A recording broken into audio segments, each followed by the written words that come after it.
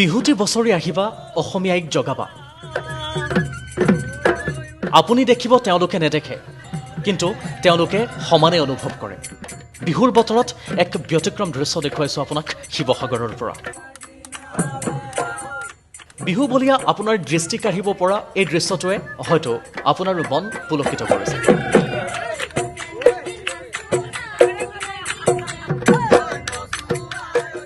দৃষ্টিহীন তেওঁলোক কিন্তু এনেকৈ সুন্দৰকৈ নাচিছে বাপতি সাহোন বিহুটিক। পালিছে বছৰৰ পাছত বছৰ ধৰি এনেকৈ।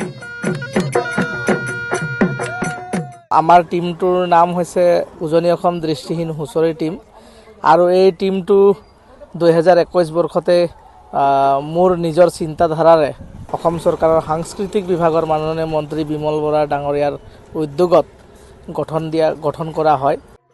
এওঁলোক উজনি অসম দৃষ্টিহীন হুঁচৰি দল। 18জনীয়া হুঁচৰিৰ দলটোত ৰঙৰ অভাৱ নাই। আটমটোকাৰীকৈ ৰঙালীক উজনিৰ পৰা নামনিলৈ তেওঁলোকে এনেদৰেই পালি যায়। তেওঁলোকলৈ আমাৰো শুভাষা। আমাৰ এই দৃষ্টিহীন হুঁচৰি দলটো যিহেতু পুৰণি গীতবিলাক, হেৰাই যোৱা গীতবিলাক, নামবিলাক, এইবিলাক আমি পুনৰ ৰাইজৰ মাজলৈ দিবৰ কাৰণে প্ৰয়াস কৰিছোঁ।